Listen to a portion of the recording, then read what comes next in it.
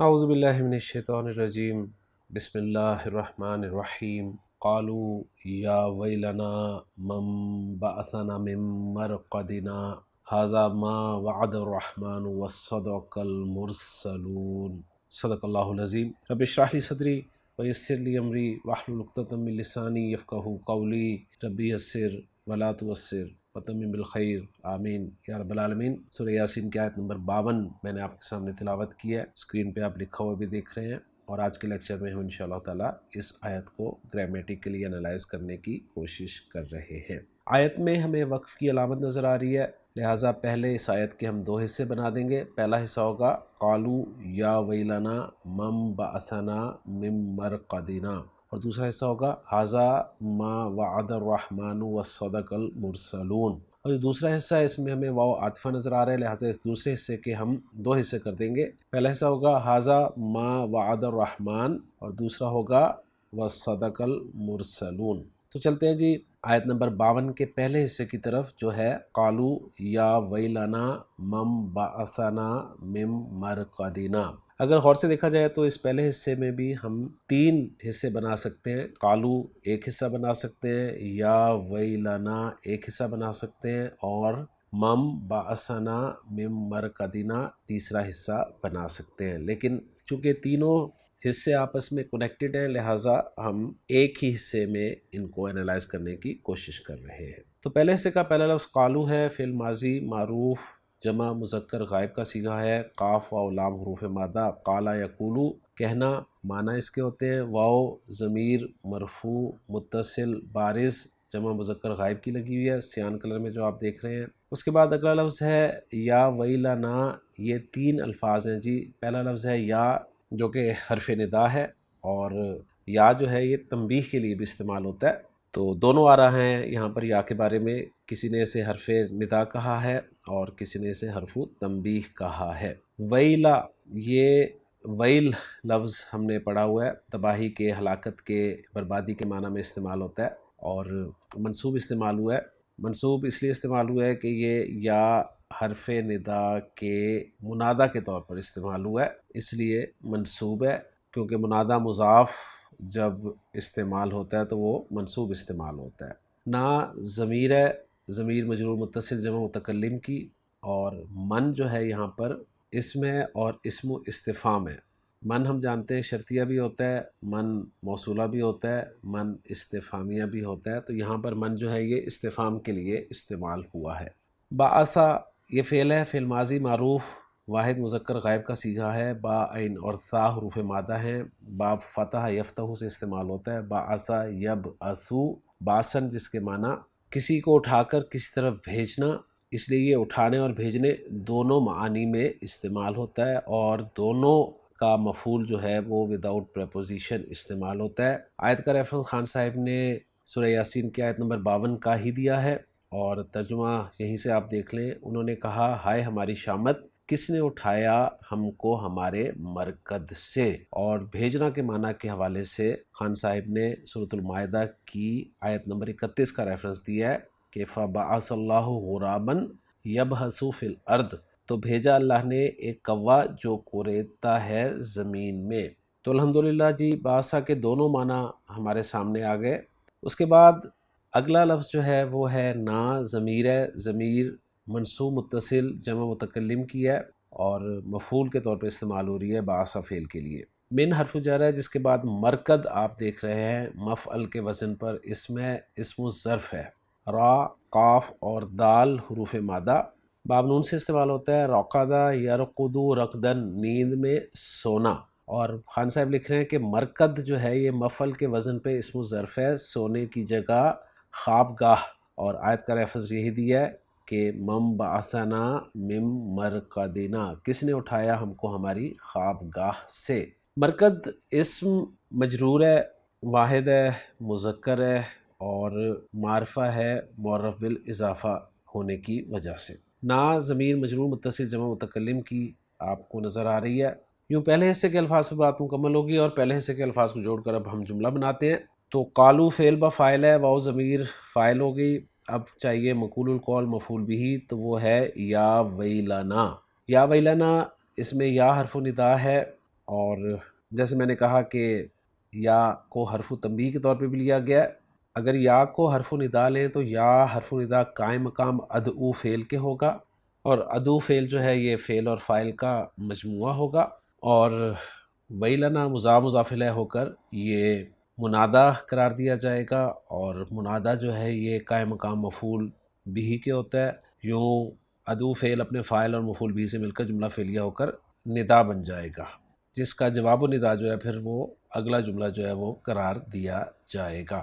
اور اگر یا کو حرف تنبیہ کے طور پہ لیا جائے تو پھر ویلنا یہ مضاف الیہ ہو کر کیا بنے گا؟ تو ویل چونکہ منصوب ہے لہٰذا اس کے نصب کو ہمیں جسٹیفائی کرنا پڑے گا، اور پھر اس کو منصوب مانا جائے گا مفعول مطلق کے طور پر، کہ ایک مفعول مطلق ہوگا ایک محذوف فعل کے لیے۔ تو یوں اس کے حوالے سے آپ کو مختلف تراکیب جو ہیں وہ مل جائیں گی۔ آگے جو ہے مم بعثنا من مرقدنا، اس کو اب ہم انالائز کرتے ہیں جی۔ اس میں من جو ہے یہ اسم استفہام ہے، اور اس کو ہم مبتدا بنا لیں گے، اور مبتدا جب بن گیا تو اسے محلاً مرفوع مبتدا قرار دیا جائے گا۔ اور یہ من ہے اصل میں، چونکہ نون ساکن کے بعد با آ رہا ہے تو پھر نون ساکن کو میم کی آواز میں بتایا جائے گا، اس لیے ہم اس کو مم جو ہے وہ پڑھ رہے ہیں، اور ہماری آسانی کے لیے جو ہے نون ساکن کے اوپر ایک چھوٹا سا میم بھی آپ کو لکھا ہوا نظر آ رہا ہے۔ حال یہ تجوید کا قاعدہ ہے، گرامر کا اس سے کوئی تعلق نہیں ہے۔ تو من جو ہے یہ مبتدا ہو گیا، اور خبر جو ہے وہ ہے بعثنا من مرقدنا، جملہ فعلیہ ہے، اور جملہ فعلیہ محلاً مرفوع خبر قرار دیا جائے گا مبتدا کے لیے۔ اب میں خبر کو انالائز کر رہا ہوں، اس میں بعثا فعل ہے، اور آگے چونکہ ہمیں کوئی مرفوع اسم نظر نہیں آ رہا، لہٰذا بعثا کے اندر جو ہوا کی ضمیر ہے وہی ہم فاعل کی ضمیر مانیں گے، اور وہی ضمیر جو ہے وہ مبتدا من کی طرف لوٹے گی، کیونکہ جب بھی جملے کو آپ جوڑتے ہیں کسی چیز سے تو جملے میں کوئی ضمیر ایسی ہونی چاہیے جو اس کے مطابق ہو جس کے ساتھ آپ اسے جوڑ رہے ہیں۔ تو بعثا فعل با فاعل ہو گیا، نا جو ہے یہ مفعول بھی کی ضمیر ہے، اس لیے آپ کو پرپل کلر میں دکھائی گئی ہے۔ من حرف جر ہے جس کا مجرور مرکد ہے، اور مرکد جو ہے یہ مضاف ہے جس کا مضاف الیہ نا ہے، گویا مرکدنا مضاف الیہ ہو کے مجرور ہو گیا من حرف جر کے لیے، اور من حرف جر اپنے مجرور سے مل کر متعلق ہو گیا بعثا فعل کے، اور بعثا فعل اپنے فاعل اپنے مفعول بھی اور اپنے متعلق سے مل کر جملہ فعلیہ ہو کر محلاً مرفوع خبر بن گیا من مبتدا کے لیے، اور من مبتدا اپنی خبر سے مل کر جملہ اسمیہ ہو کر یہ مقصود بن ندا بنے گا اگر ہم یا کو حرف ندا مانے، یعنی یا حرف ندا اپنے منادہ سے مل کر ندا والا حصہ قرار دیا جائے گا، اور مم بعثنا من مرقدنا جو ہے یہ مقصود بن ندا بن جائے گا، اور یوں یہ جملہ ندائیہ جو ہے یہ محلاً منصوب مقبول القول مفعول بھی قرار دیا جائے گا قالو فعل کے لیے، اور یوں قالو فعل اپنے فاعل اور اپنے مفعول بھی سے مل کر جملہ فعلیہ بن جائے گا۔ تو الحمدللہ جی پہلا حصہ ہمارا مکمل گرامیٹیکلی انالائز ہو گیا۔ اب چلتے ہیں دوسرے حصے کے پہلے حصے کی طرف، اور وہ ہے ھذا ما وعد الرحمن۔ پہلا لفظ اس میں ھذا ہے جو کہ اسم اشارہ ہے، اسم اشارہ واحد مذکر قریب کا ہے اور مذکر کے لیے استعمال ہوتا ہے۔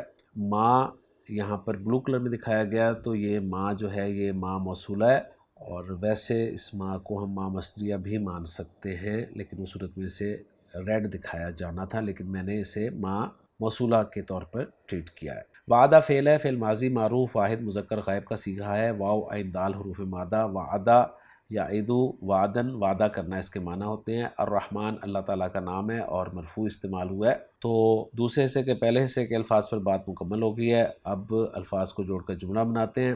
ھذا کو ہم مبتدا مان لیں گے کیونکہ یہ معرفہ ہے اور مبنی ہے، تو اسے محلاً مرفوع ہم قرار دے کے مبتدا بنا لیتے ہیں، اور خبر جو ہے وہ بن جائے گی ہماری ما وعد الرحمن۔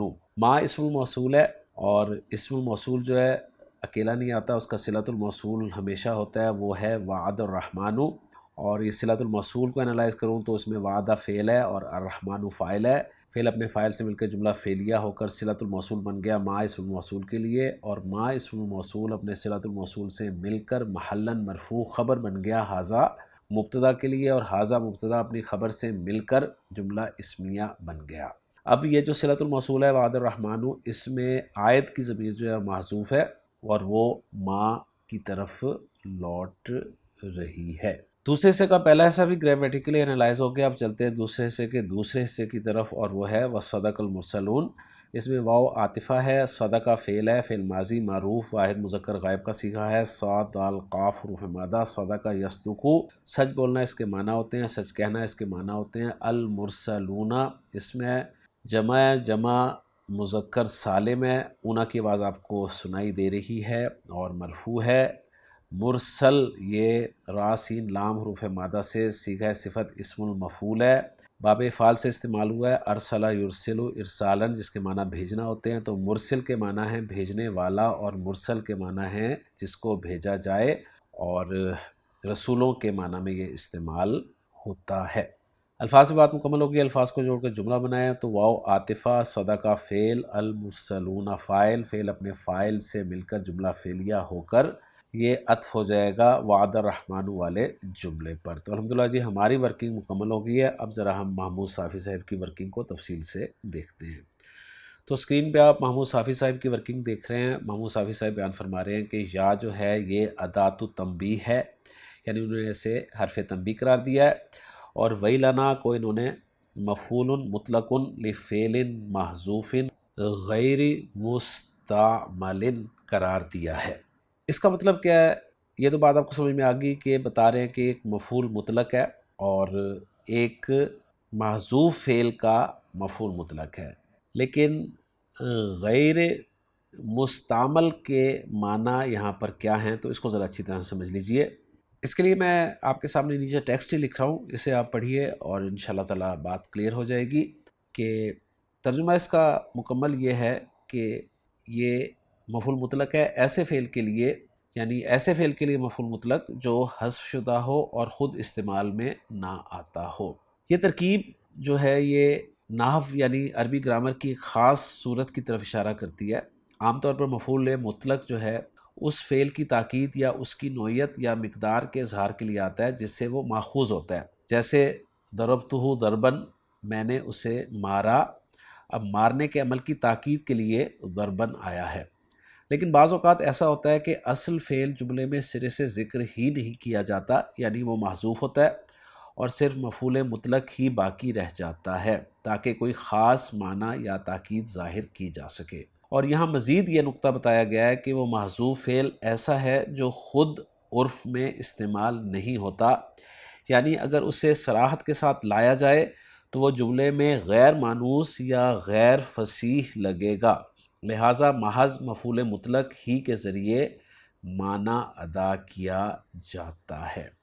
تو یہ معنی ہیں جی اس کے، جو ایک جملہ آپ کو محمود صافی صاحب کی ورکنگ میں لکھا ہوا ملا ہے کہ مفعول مطلق لفعل محذوف غیر مستعمل۔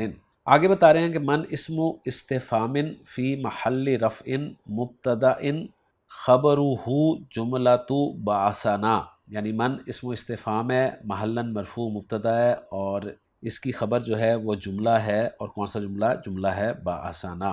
پھر مزید بتا رہے ہیں کہ مم مرقدنا متعلق ببعثنا ہے، اور ما اسم موصول فی محل رفع خبر المبتدا ھذا، ما اسم موصول ہے، محلاً مرفوع خبر ہے مبتدا کی، اور مبتدا کیا ہے؟ وہ ھذا ہے۔ والعائد محذوف، اور عائد جو ہے وہ محذوف ہے، ای یعنی وعد بہ وصدق فیہ، یعنی وعد بہ الرحمن وصدق المرسلون فیہ، یعنی ہا کی ضمیر جو ہے یہ عائد ہے جو کہ محذوف ہے۔ مزید جملوں کا اعراب محمود صافی صاحب ذکر کر رہے ہیں کہ جملہ قالو والا جو ہے یہ لا محل لا استنافیہ ہے، اور جملہ ویلنا لا محل لا اعتراضیہ دعائیہ ہے۔ جملہ من بعثنا فی محل نصب مقبول القول ہے، اور جملہ بعثنا فی محل رفع خبر المبتدا من ہے، اور جملہ ھذا ما وعد الرحمن یہ لا محل لہا استئناف فی حیز القول ہے۔ اب یہاں پر ایک نئی چیز ہمارے سامنے آئی ہے، فی حیز القول۔ فی حیز القول کے کیا معنی ہیں؟ اس کو بھی ذرا تفصیل سے سمجھ لیجئے۔ یہ جو ٹرمینالوجی ہے لا محل لہا استئناف فی حیز القول، اس میں لا محل لہا کا مطلب تو آپ کو پتہ ہے کہ اس کا محل نہیں ہے، یعنی اعرابی محل نہیں ہے، نحوی محل نہیں ہے، یعنی یہ کلمہ یا جملہ کسی دوسرے کلمے کے ماتحت نحوی طور پر اعرابی محل میں واقع نہیں، یعنی نہ یہ مرفوع ہے، نہ منصوب ہے، نہ مجرور وغیرہ، ایک مستقل جملہ ہے۔ اور استئناف کے معنی ہے نیا جملہ، یعنی یہ جملہ استئنافیہ یا نئے جملے کے طور پر آیا ہے، پہلے کلام سے نحوی طور پر مربوط نہیں ہے۔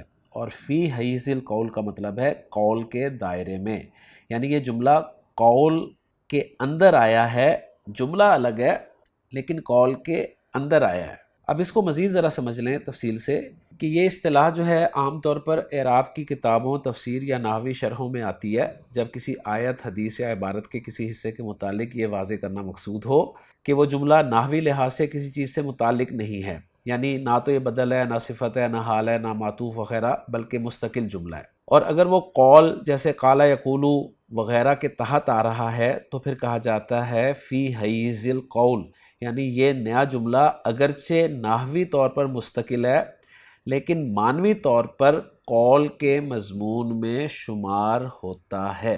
تو یہ بھی میں نے آپ کو تفصیل سے ذکر کر دیا جو یہاں پر محمود صافی صاحب بیان کر رہے ہیں۔ آگے جملہ وعد الرحمن جو ہے یہ لا محل لہا صلۃ الموصول ہے ما کے لیے، اور جملہ وصدق المرسلون لا محل لہا معطوفہ علی صلۃ الموصول۔ تو تفصیل سے میں نے آپ کے سامنے الحمدللہ محمود صافی صاحب کی ورکنگ کو رکھ دیا۔ اب میں ایک اور ورکنگ آپ کو دکھانا چاہتا ہوں جو کہ آپ سکرین پہ اب دیکھ رہے ہیں، اس کو بھی ذرا دیکھ لیجئے کہ قالو یا ویلنا من بعثنا من مرقدنا، قالو فعل و فاعل ہے، یا حرف تنبیہ ہے، یا حرف ندا ہے، او حرف ندا یعنی یا حرف ندا ہے، اور منادہ جو ہے محذوف ہے۔ ویلنا منادہ مضاف منصوب ہے، یعنی یہ دو آرا بتا رہے ہیں نا، کہہ رہے ہیں یا منادہ محذوف ہے یا ویلنا کو کہہ رہے ہیں منادہ مضاف منصوب ہے، نا مضاف الیہ ہے۔ من اسم و استفہام ہے، محلاً مرفوع مبتدا، اور جملہ باسنا خبر ہے، اور وہ فعل ماضی ہے، نا مفعول بہ ہے، اور فاعل مستتر ضمیر ہے۔ مم مرکدنا جار مجرور متعلق باسنا کے ہے۔